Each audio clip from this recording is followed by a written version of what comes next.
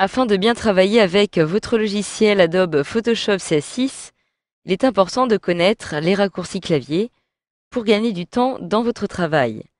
Donc si vous souhaitez connaître ces différents raccourcis clavier présents dans votre logiciel, il vous suffit tout simplement de naviguer parmi les différentes options qui sont présentes dans les menus tout en haut de celui-ci. Donc en effet, lorsque je me rends en haut de mon écran, je vais retrouver les différents menus, ici fichier, édition, images, etc., etc.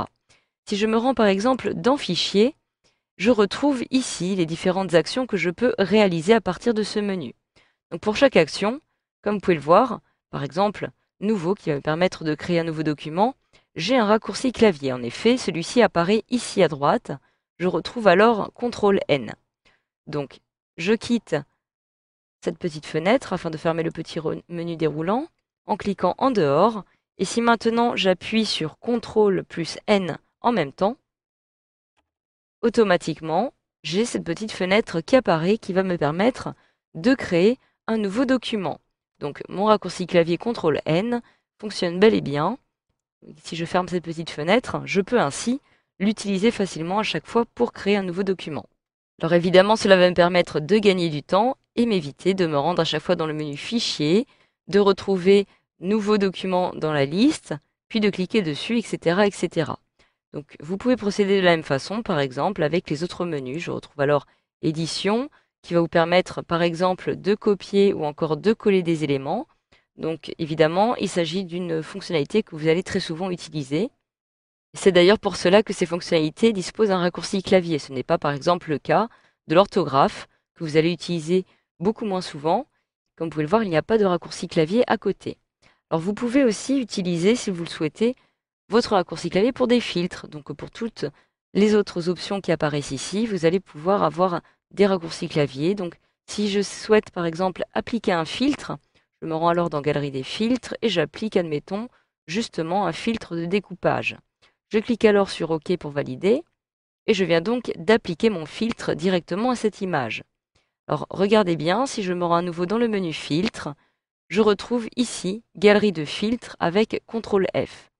Donc cela ne va pas en fait avoir pour effet de m'ouvrir à nouveau la galerie de filtres, mais tout simplement d'appliquer une fois de plus le filtre que je viens justement d'appliquer à mon image. Donc en effet, si je clique en dehors pour fermer ce petit menu déroulant et que j'appuie sur CTRL F à nouveau, eh bien, comme vous pouvez le voir, je viens donc d'appliquer une fois de plus ce filtre sur mon image. Donc en fait, vous allez pouvoir appliquer à chaque fois le dernier filtre que vous avez utilisé.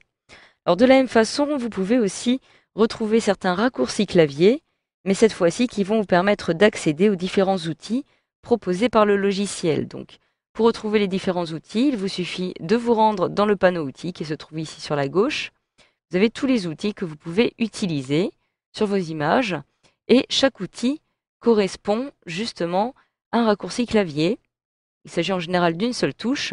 Donc par exemple, si je souhaite saisir du texte, je retrouve ici l'outil texte et lorsque je laisse mon curseur dessus, automatiquement j'ai outil texte horizontal avec entre parenthèses, comme vous pouvez le voir, le raccourci clavier qui m'indique qu'il s'agit tout simplement de la lettre T.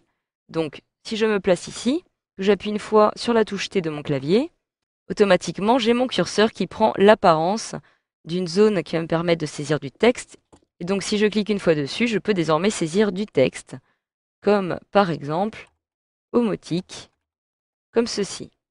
Donc voilà, donc j'annule l'action en cliquant ici. Vous pouvez tout simplement laisser passer votre curseur dessus pour accéder plus rapidement à vos outils. Alors si maintenant ces raccourcis clavier ne vous conviennent pas, ou alors que vous souhaitez en créer de nouveaux, eh bien cela est possible. Il vous suffit de vous rendre tout simplement dans le menu Édition, et tout en bas, vous allez pouvoir retrouver les raccourcis clavier. Donc lorsque je me déplace vers le bas, je retrouve ici raccourci clavier, je clique dessus, je vais retrouver pour chaque menu les différents raccourcis clavier qui me sont proposés. Donc si je me rends par exemple dans le menu Fichier, je clique sur la petite flèche pour développer les différentes actions qui me sont proposées et je retrouve alors Nouveau, CTRL N, donc c'est exactement l'action que j'ai réalisée précédemment, qui me permettait de créer un nouveau document.